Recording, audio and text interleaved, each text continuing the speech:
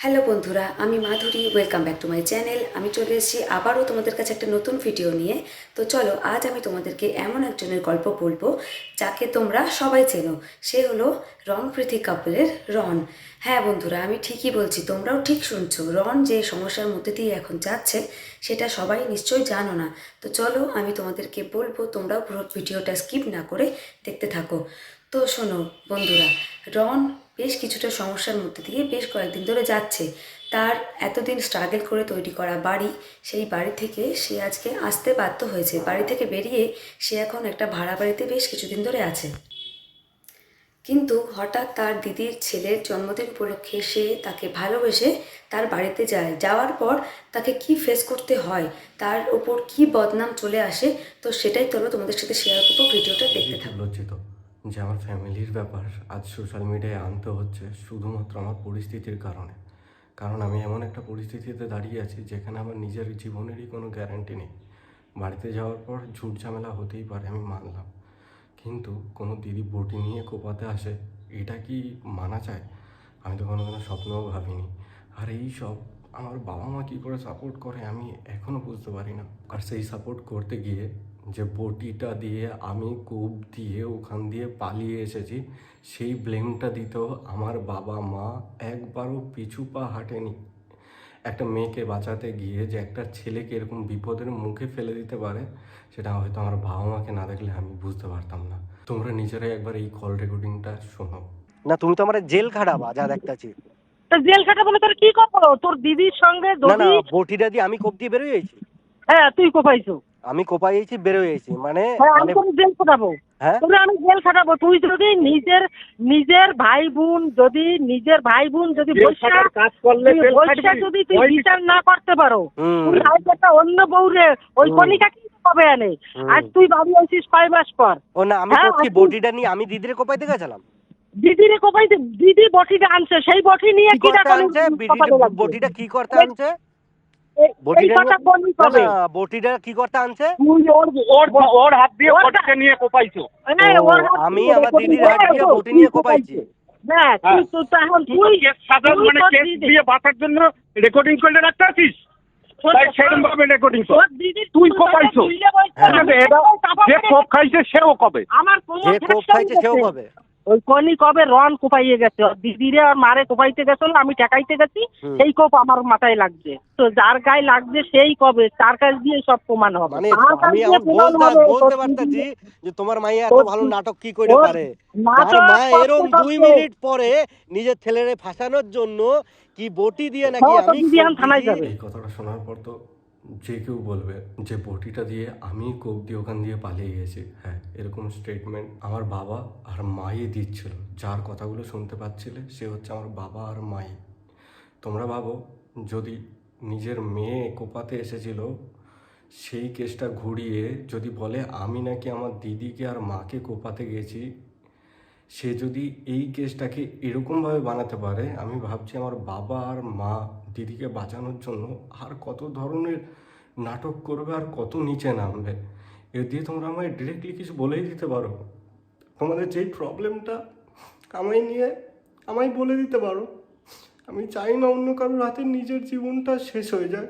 আমি চাই প্রথম দিয়েই তোমরা ভালো থাকো। সে তো তোমাদের ভালো থাকতে গেলে তোমাদের যা আমায় বলো আমি অবশ্যই করব, কিন্তু এরকমভাবে অন্তত আমায় ফাঁসিও না। এবার যে রেকর্ডিংটা শোনাবো সেখানে আমার মাই পুরো সত্যিটা বলবে যে কে কার গায়ে হাত তুলেছিল কি না। কারণ আমার দিদির ভিডিওতে এসে আমি জানি আবার মিথ্যে বলা শুরু করবে। দিদিকে বাঁচাতে গিয়েছে আমায় কত রকমের ভাবে, কত দিক দিয়ে ছোট করবে, কত নিচে নামাবে, তা আমি এখন কল্পনাও করতে পারি না। তোমরা আর একটা রেকর্ডিং শোনো। আর ও আমি যতটা দেখেছি ওরম টাইপের ছেলে নয়। হ্যাঁ, একটু হট টেম্পার, বাট এরম ধরনের মারধর করতে পারবে বলে এরমটা আমার মনে হয় দেখাতে পারে। আমি তো ওর সাথে ধরো অনেক দিন ধরেই মিশছি, সেই দিক থেকে আমার মনে হয় না এই জিনিসটা করতে পারে বা কিছু। আমি জানি না পুরোটা তোমাদের ফ্যামিলি ব্যাপার কি হয়েছে। আমাকে যেটুকু কালকে রেকর্ডিং শোনালো তার সেখানে তো দেখলাম তুমি ওর কাছে ভিডিও করা আছে, সেই দেখে তোরে দেখাইছে। ওই দিদির মারধরের ভিডিওটা তো, হ্যাঁ হ্যাঁ হ্যাঁ ওটা দেখিয়েছে। হ্যাঁ ওটা ওটাতে কি তো আগে? দেখলাম ও তো গায়ে হাত তোলেনি, তখনই ওটাতেই অ্যাকচুয়ালি তখনই দেখলাম আবার যে গৌরী মনে হয় আবার চর্থাপ্পর দেশে দে নাই, সেটা কখন না, মনে হয় চর্থাপ্পর বা মুখে আচর লাগুক যাই হয়েছে, দেওয়ার পরে তখনই গৌরীর চুলের মুঠি ধরেছে। ও আমাকে বলছিল কি বলতো, আমি নিজেকে বাঁচানোর জন্য ওটা করতে বাধ্য হয়েছি, কিছু করার ছিল না। নিজের বাঁচানোর জন্য মানে ওরে এমন কি মারছ ওর দিদি, ওর মার তুই চিনিস ওরে মুখে যাচ্ছাতে অবস্থা দেখলাম তো, যাচ্ছাতাই কি, আমার বাড়ি ছিল আমি জানি না, একটা দাগ পড়ছে মুখে যাচ্ছাতাই। মুখে আমি নখে মলম চামড়া লাগাইছি, গেছে, কানে। এ সায়ন আমি মলম লাগাইছি, মুখে নখের একটা দাগ পড়ছে।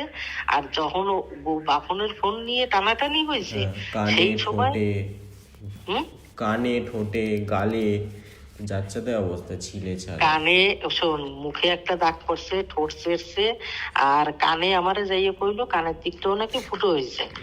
যাই হোক, এই জায়গায় যখন ওর ফোন নিয়ে টানাটানি হয়েছে, ওর দিদিরও কামড়াই ধরছে, সেটা কি কইছে?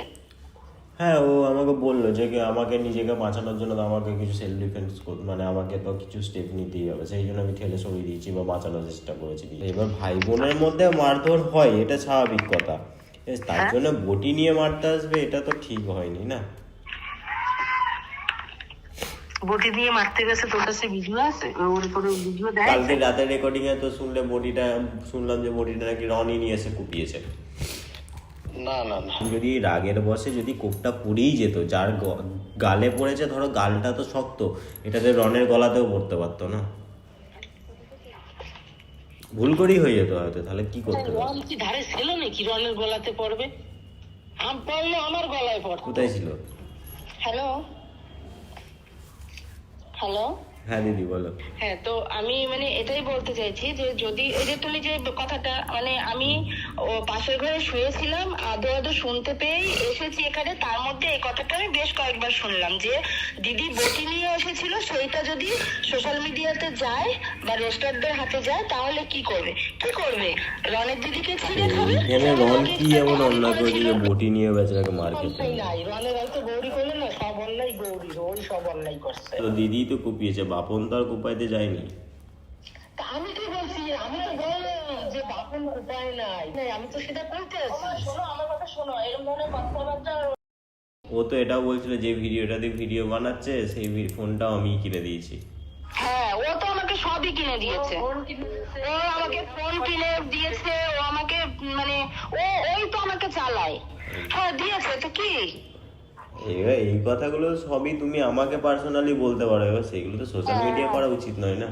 হ্যাঁ সোশ্যাল মিডিয়ায় কথা বলেছি। ওই যেটা খাবারটা রন পাঠিয়েছিল ওটা নিয়ে তো পোস্ট করেছিল, ওটা রনের মনে একটা কষ্ট রয়ে গেছে। কষ্ট ওর মনেই শুধু আছে রে ভাই, এইগুলো সব কষ্ট আছে, এইগুলো সবকিছু ঠিকঠাক করার জন্যই তো আর আমিও মেয়ের ট্রেন টানি, আমার ওটা ছেলে। এইসব জিনিসে তোমার তো একটা জিনিস মাথায় রাখা উচিত ছিল, বটিটা তুমি কিভাবে ধরলে। তো তোমরা নিজেরাই শুনতে পেলে যে চর্তাপ্পটা দিদি আমায় প্রথম শুরু করে। তো আমার অপরাধ কি? আমার অপরাধ এটাই ছিল যে আমার ভাগনার জন্মদিনে আমার ভাগনা মামা বাড়ি গেছিলো, মানে আমার বাড়িতে ও গেছিলো, আর আমার ভাগনা যে আমার বাড়িতে আছে আর ওর জন্মদিন বলেই আমি আমার বাড়িতে গেছি। আর সেই আমার বাড়িতে যাওয়াটা যে এত বড় অপরাধ আমি নিজেও ভাবতে পারিনি। আমার নিজের হাতে বানানো বাড়ি, যেইখানে যাওয়াটা আমার অপরাধ। আমি এইগুলো আমায় ডিরেক্টলি বললেই হয়, এই সব এত কিছু করার কোনো দরকারই পড়ে না।